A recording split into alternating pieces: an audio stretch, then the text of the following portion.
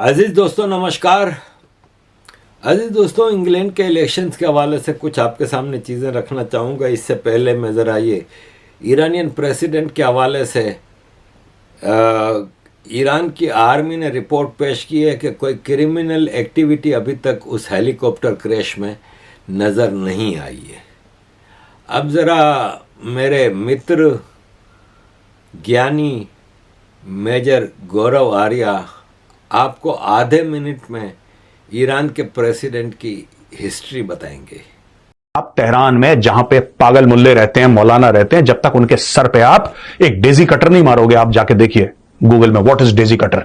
जब तक आप MOAB the mother of all bombs कहते हैं, which is the biggest non atomic non nuclear explosive device, MAOB mother of all bombs, आप वो नहीं मारोगे या डेजी कटर नहीं मारोगे, इनको समझ में नहीं आएगी बात। आपको इनकी लीडरशिप को साफ करना पड़ेगा, ईरान की लीडरशिप को, और वहां पे आपको डेमोक्रेसी लानी पड़ेगी, तब जाके इनका दिमाग सेट होगा। इनका दिमाग नहीं सेट होने वाला। ये ईरान जो है, इब्राहिम रियासी के इस आदमी को कुत्ते की मौत मिली, भगवान ने इसको डिवाइन पनिशमेंट दी है कि इसको बिल्कुल धुआं धुआं कर दिया, हवा में उड़ा दिया हेलीकॉप्टर के साथ। यह भी बात है। तो अजीज दोस्तों, ईरान का प्रेसिडेंट एक जालिम आदमी था, एक वेरी फैशिस्ट इस्लामिक एक्सट्रीमिस्ट था। उसका मर्ज आना ही अच्छा था। अजीज दोस्तों, इंग्लैंड के इलेक्शन की तरफ आते हैं। ये हमारी नाओमी कैंटन हैं, जो भारत की एक पत्रकार हैं यहाँ पे लंदन में। इन्होंने एक बड़ी खूबसूरत ट्वीट की है जो कि बताती है कि इंग्लैंड का इलेक्शन का क्या हाल है। इन्होंने कहा कि कितना बोरिंग इलेक्शन नज़र आ रहा है, अनइंस्पायरिंग इलेक्शन नज़र आ रहा है, कि कोई नया इशू है नहीं। टोटल मीडिया, सोशल मीडिया 24 घंटे एक ही जप रहे हैं कि लेबर जीतेगी, लेबर जीतेगी। और 5-6 महीने से ये मेयर के इलेक्शन से भी बहुत महीनों पहले से ये राग अलाप रहे हैं कि लेबर अगला इलेक्शन जीतेगी, अगला प्राइम मिनिस्टर लेबर का होगा। तो फिर पॉइंट क्या रह जाता है इस इलेक्शन में? अट्रैक्शन क्या रह जाती है? कोई वोटिंग, कोई कुछ, कौन वोट डालने जाएगा जब सबको पता है कि फैसला हो चुका है ग्लोबल इकोसिस्टम से कि लेबर को जिताना है। और इसको डेमोक्रेसी भी हम नहीं कह सकते, ये तो एक तरह की डिक्टेटरशिप है। इलेक्शनों का फैसला ऑलरेडी हो चुका है यूके के लिए। इलेक्शन में एक्साइटमेंट उस वक्त हो जब मुकाबला हो, सब कुछ हो, लेकिन यहाँ पे कोई मुकाबला नज़र आता नहीं है।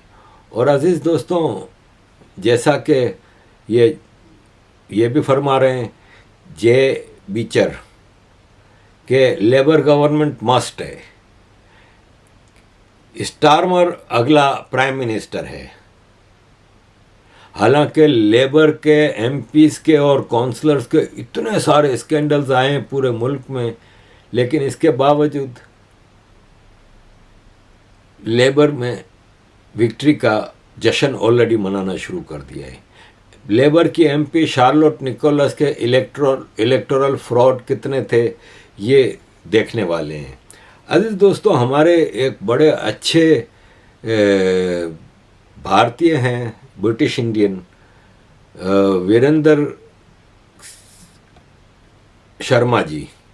वीरेंद्र शर्मा जी हैं ना, ये MP थे इस पार्लियामेंट तक साउथ हॉल, जो कि सबसे मशहूर इंडियन एरिया है out of India.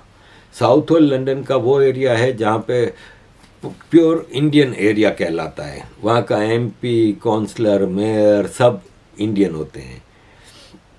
Virendra Sharma ji वहाँ पे पिछले 5-6 इलेक्शन से 5 इलेक्शन जीते हैं और 5 इलेक्शन से वो वहाँ के MP रहे हैं।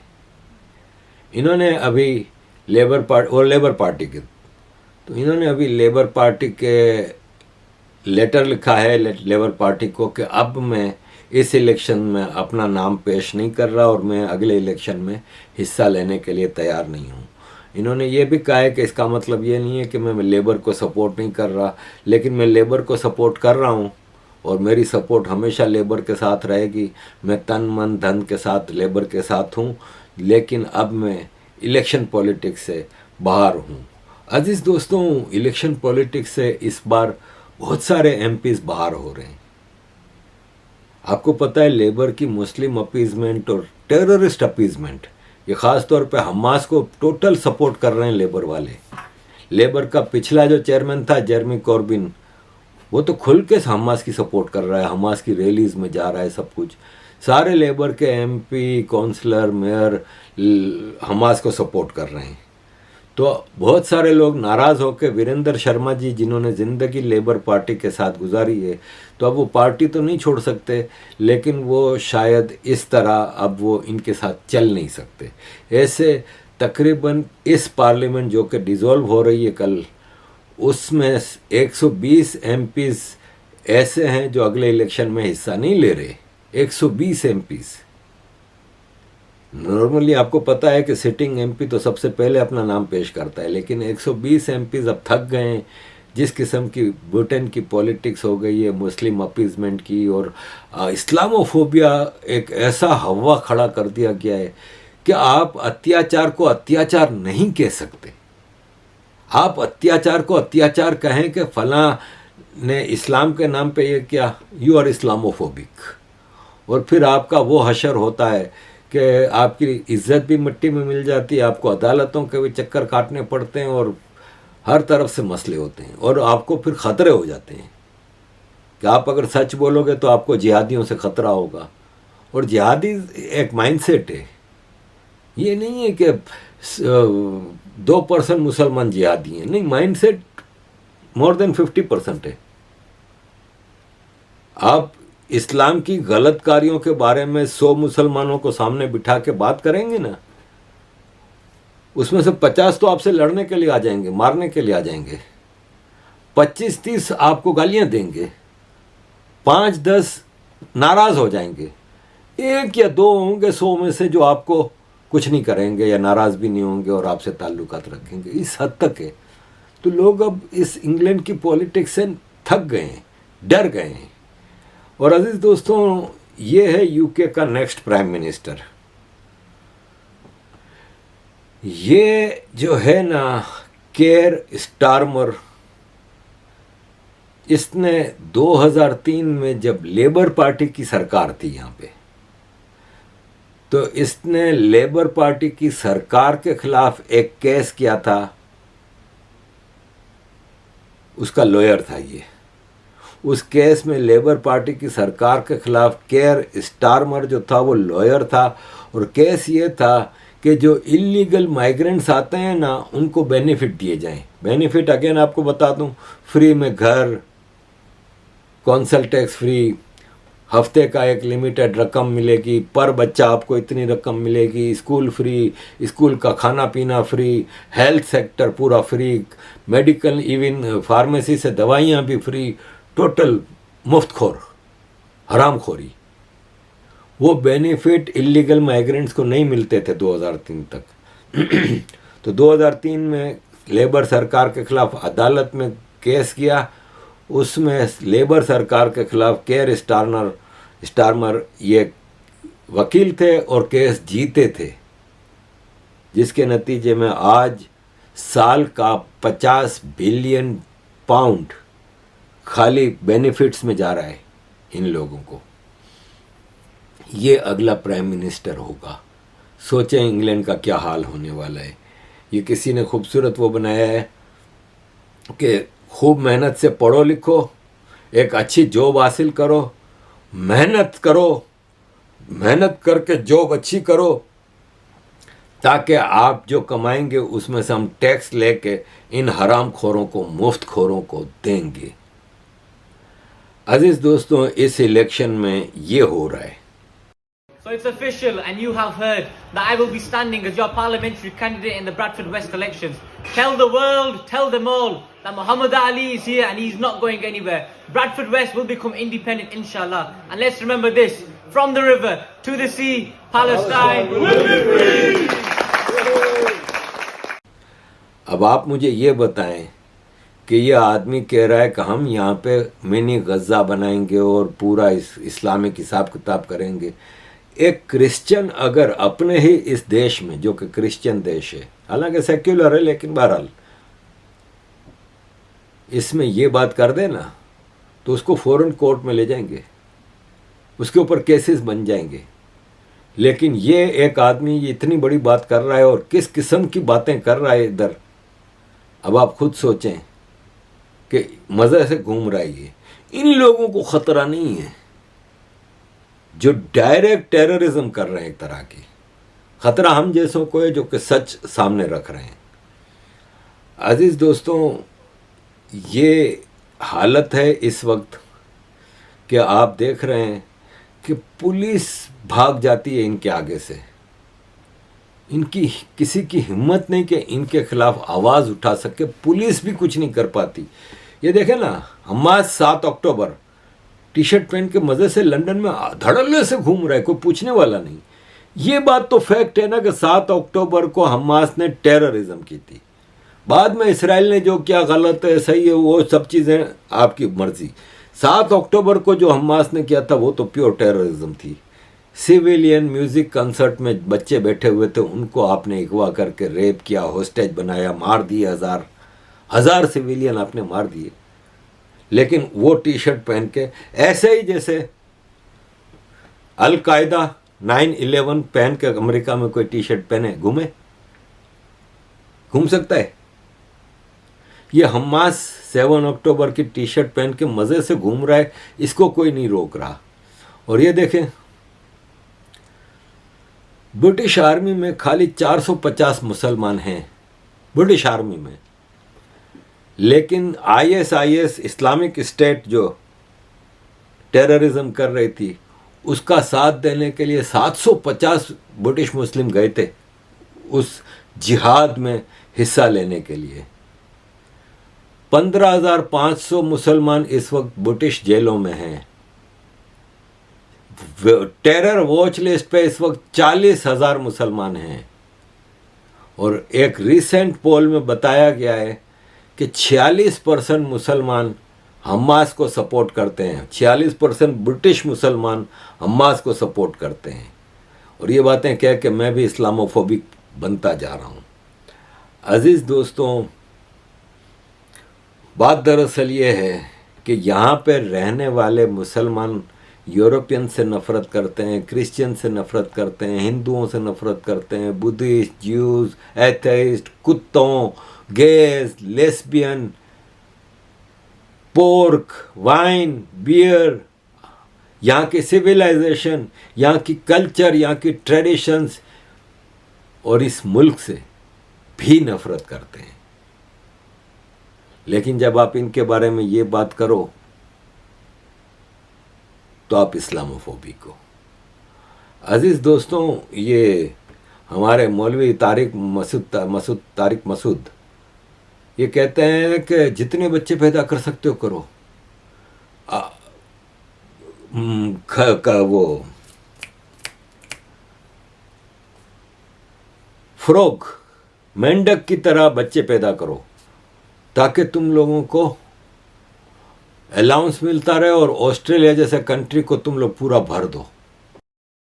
बच्चों की जो ग्रोथ रेशो है ना वो खतरनाक हद तक गिर गया है। देखो, आप ये नहीं देखा जाता दुनिया में आबादी कितनी है, ये देखा जाता है ग्रोथ रेशो कितना है।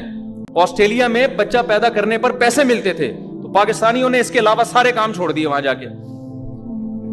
तो ऑस्ट्रेलिया ने लॉ चेंज कर लिया कि यार ये कमबख्त तो आगे कुछ कर ही नहीं रहे सिवाय बच्चे पैदा करने के।